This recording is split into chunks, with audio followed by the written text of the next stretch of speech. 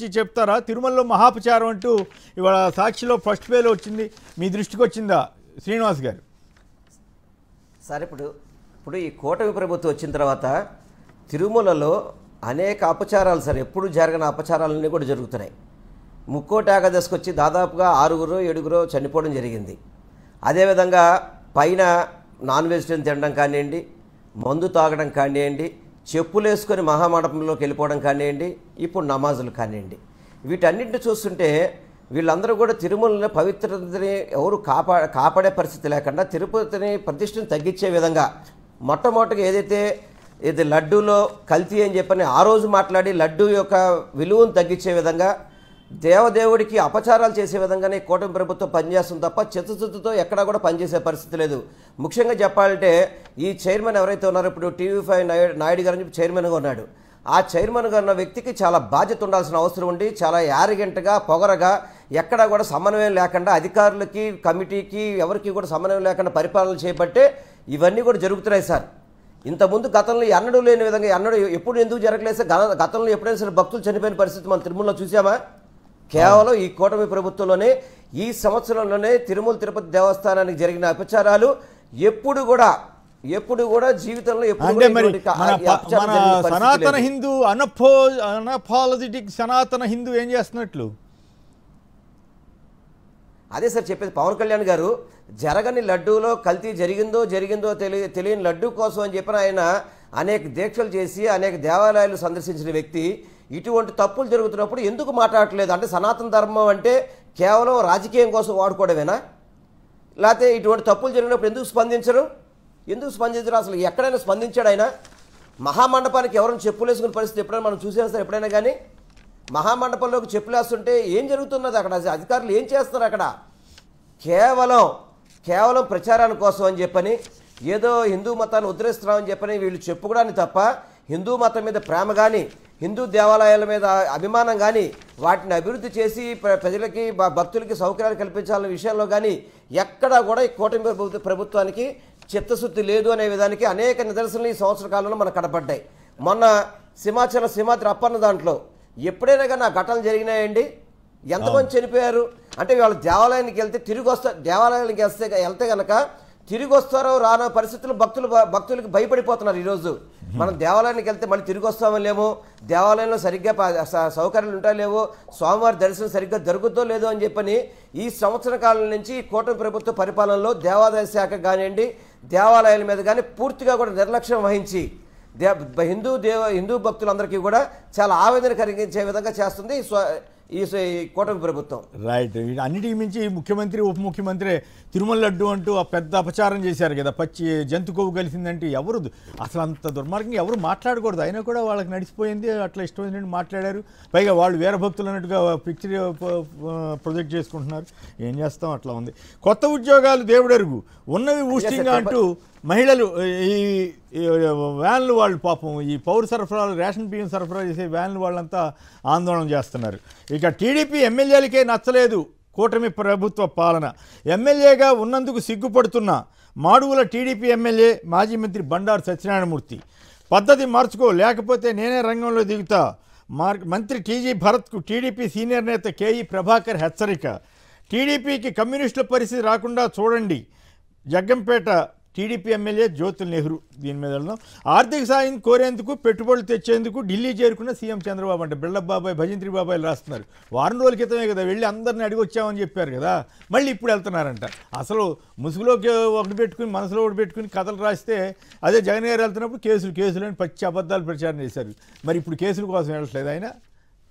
Right. ఐక్యతతో అభివృద్ధి సాధిద్దాం మాటామంతి కార్యక్రమంలో ఉప ముఖ్యమంత్రి పవన్ కళ్యాణ్. నిజంగా ఆసక్తికరంగా ఉంది. పవన్ కళ్యాణ్ గారు మరి చంద్రబాబు గారు మాదిరిగా, లోకేష్ మాదిరిగా మొత్తం అన్ని డిపార్ట్మెంట్ల మీద కూడా తను కూడా పెత్తనం ఉందని చెప్పుకోవడానికి ఈ కొత్త కార్యక్రమం చేపట్టారా, లేక కేవలం పంచాయతీరాజ్ శాఖ కోసమే చేపట్టారా అన్న దాని మీద మనం మాట్లాడుకోవాల్సి ఉంది.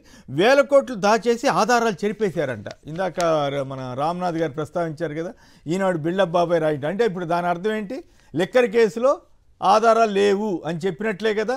దాన్నే కదా నిన్న జగన్ గారు చాలా స్పష్టంగా చెప్పడమే కాకుండా చంద్రబాబు గారికి ఈయనకి ఉన్న తేడా, చంద్రబాబు గారు ఆయా ఫైళ్ళ మీద సంతకాలు పెట్టారు, ఇదిగో ఇదిగో ఈ తప్పులు చేశారు, క్యాబినెట్తో సంబంధం లేకుండా నిర్ణయాలు తీసుకున్నారు, ప్రివిలేజ్ ఫీజు రద్దు చేశారు అంటూ అనేక విషయాలు, అట్లాగా బ్రాండ్ల విషయంలో కూడా అన్నీ చెప్పారు కదా. ఇప్పుడు దాన్ని ఇంకేదో కహానీ రాస్తూ ఇప్పుడు ఒకరోజు రియల్ ఎస్టేట్ అన్నారు, ఒకరోజు బంగారం కొన్నారన్నారు, ఇవాళేమో ఆధారాలు లేవంటున్నారు. సో ఇట్లా ఇష్టారాజ్యంగా చేస్తున్నారు. ఇక అరెస్ట్ చేస్తారా, నేను ఇక్కడే విజయవాడలోనే ఉన్నానని జగన్ గారు అన్నారని రాసుకొచ్చారు. రైట్. ఇక ముందుగా ఈ పవన్ కళ్యాణ్ ఇష్యూ వీటిలోకి వెళ్ళడానికి ముందుగా లెక్కర్ ముందుగా శ్రీనివాస్ గారు ముందుగా సంక్షిప్తంగా చెప్పండి, జగన్ గారు నిన్న మీడియా సమావేశంలో దంచికొట్టారా? సార్, ఆయన జగన్మోహన్ రెడ్డి గారు ఉన్న వాస్తవాల్ని ప్రజలకు తెలియజేయడం కోసం, ఎందుకంటే ఈ యొక్క ఈనాడు కావచ్చు, ఆంధ్రజ్యోతి కావచ్చు, TV5 కావచ్చు, తెలుగుదేశం కావచ్చు, ఇతర కూటమి ప్రభుత్వంలో ఉన్న రాజకీయ నాయకులు కావచ్చు, లేనిపోయిన అబద్ధాలు చెప్పి కావాలని తప్పుడు కేసులు పెట్టి ఎవరినైతే అరెస్ట్ చేస్తారో వీటన్నిటికీ కూడా నిజాలు తెలియజేసే విధంగా జగన్మోహన్ రెడ్డి గారు చెప్పారు. దాంట్లో నేను కొన్ని మీకు కొన్ని చెప్తాను. ఒకటి ప్రభుత్వం మద్యం దుకాణాల ద్వారా అమ్మితే అక్కడ తప్పు జరుగుతుందా? ఎవరైతే మన పార్టీ ఇప్పుడు తెలుగుదేశం కూటమి ప్రభుత్వం ఉంది, ప్రైవేటు వ్యక్తుల ద్వారా మద్యం వ్యాపారం చేస్తున్నారు, అక్కడ తప్పు జరుగుతుందా? జగన్మోహన్ రెడ్డి గారు ఒకటే చెప్పారు, టైం ప్రకారం మామూలుగా మద్యం షాక్ కొట్టే విధంగా నేను మా మందుబాబులకి నేను షాక్ ఇస్తా అని చెప్పిన మాట ప్రకారం మద్య నియంత్రణ కోసం అని మద్యం రేట్లు పెంచుకుంటూ వెళ్ళి రాష్ట్ర ప్రభుత్వానికి ఆదాయం వచ్చే విధంగా లిక్కర్ వాడకాన్ని తగ్గించే విధంగా జగన్మోహన్ రెడ్డి గారు ప్రయత్నం చేశారు. ఆ విధంగానే ఆదాయ మార్గాలు పెరిగినాయి మన రాష్ట్రానికి. మన ఆదాయం పెరిగింది మన రాష్ట్రానికి వచ్చేటప్పటికి. ఆ విధంగా ఆయన పరిపాలన చేస్తే ఈరోజు నేను 99 రూపాయలకే లెక్కరిస్తానని దాంట్లో 99 రూపాయల దాంట్లో నాణ్యత ఉంటుందా, రేటు ఎక్కువ దాంట్లో నాణ్యత ఉంటుందా? అంటే మందు తాగండి అని ఈరోజు మీరు ఒక్కసారి కనుక ఆంధ్ర రాష్ట్రంలో పర్యటిస్తే కొమ్మినేని శ్రీనివాస్ గారు ఎక్కడ అభివృద్ధి చెందిందో జరగలేదో కానీ వైన్ షాపులన్నీ కూడా ఈరోజు అమరావతి వైన్స్ అని చక్కటి LED లైట్లతో పెద్ద దుకాణాలు. ఇదివరకు గతంలో గవర్నమెంట్ వైన్ షాపులన్నీ కూడా చాలా చిన్నగా తప్పని పరిస్థితిలో అమ్మే పరిస్థితిలో ఇదివరకు గత ప్రభుత్వంలో ఉండే వైసీపీ ప్రభుత్వంలో ఉండేది. ఈరోజు రండి బాబు రండి మందు అమ్ముతామని ప్రతి సందులో కూడా LED లైట్లతో, మళ్ళీ అది కాకుండా మళ్ళీ హోల్సేల్ మద్యం షాపులు అని అంటే పెద్ద బాటిల్స్ అమ్ముతాం, ఇవి అమ్ముతామని చెప్పని ఈరోజు మద్యాన్ని ఏరులే పారే విధంగా, రాష్ట్ర ప్రజలకి మద్యాన్ని బానిసలు చేసే విధంగా, రాష్ట్ర ప్రజలకి మద్యాన్ని విరివిగా అందించే విధంగా, ఇందాక మీరు రేషన్ బళ్ళు తీస్తున్నారు కదా, రేషన్ బియ్యం ఇంటికి ఇచ్చడం మానేసి ఈ లెక్కర్ని మాత్రం ఇంటికి ఇచ్చే పరిస్థితిలో ఈ కూటమి ప్రభుత్వం పనిచేస్తుంది. ఇది చాలా తప్పు. ఈరోజు మందుని ఇంత ప్రోత్సహించడం అనేది చాలా తప్పు. ఇంతకుముందు గతంలో ఎక్సైజ్ మినిస్టర్ కూడా జోహార్ గారు ఉండేవాళ్ళు, బీర్ని హెల్త్ డ్రింక్ అన్నాడు. అదేవిధంగా ఈ కూటమి ప్రభుత్వం పనిచేస్తుంది తప్ప ఈ కూటమి ప్రభుత్వమే మోసాలు, బ్లాక్లో అమ్మడం, డబ్బులు దోచుకోవడం చేస్తుంది. ఈ కూటమి ప్రభుత్వం చేస్తుంది. గతంలో ప్రభుత్వ దుకాణాల్లో టైం ప్రకారం అమ్మడం, మనిషికి కోట, ఆధార్ కార్డు పెట్టుకొని, అదేవిధంగా ప్రతి ఒక్కటి కూడా లిమిట్ పెట్టి అమ్మి ప్రతి ఒక్కటి కూడా ట్రాన్స్పరెంట్గా ఈరోజు వైన్ షాప్లో డబ్బులు అమ్మితే మరుసటి రోజు బ్యాంకులో జమ చేయాలి తప్ప ఈ ప్రైవేట్ వ్యక్తుల ద్వారా బ్లాక్లో అమ్మి పక్క తీసుకునే పరిస్థితి గతంలో లేదు. అసలు స్కామ్, మద్యం స్కామ్ జరుగుతుంది ఇప్పుడు కూటమి ప్రభుత్వంలో జరుగుతుంది తప్ప గతంలో జరగని దాన్ని జరిగినట్టుగా చూపెడుతున్నారు. మరి ఈనాడు పేపర్ ఏమైపోయిందో, ఆంధ్రప్రభ పేపర్ అయిపోయిందో అర్థం కావట్లా. ఈరోజు బెల్ట్ షాపులు అని ప్రతి సందులో కూడా 5-6 షాపులు, మందు బాటలు కావాలంటే అర్ధరాత్రి పూట 1-2కి వెళ్ళా 2కి వెళ్ళా కూడా మందు దొరికే పరిస్థితి.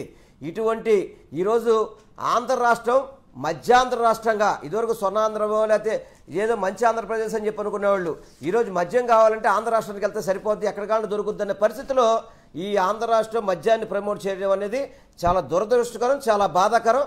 తప్పకుండా దేవుడు ఇవన్నీ చూస్తున్నాడు. ఎవడైతే తప్పు చేశాడో వాడికి తప్పకుండా శిక్ష పడుతుంది. ఈ 99 రూపాయల చీప్ లెక్కర్ ద్వారా ప్రజల ఆరోగ్యాలను పాడు చేస్తున్న కూటమి ప్రభుత్వం ఎప్పుడు పడిపోద్దా అని ప్రజలు చూస్తారు ఈరోజు. రైట్.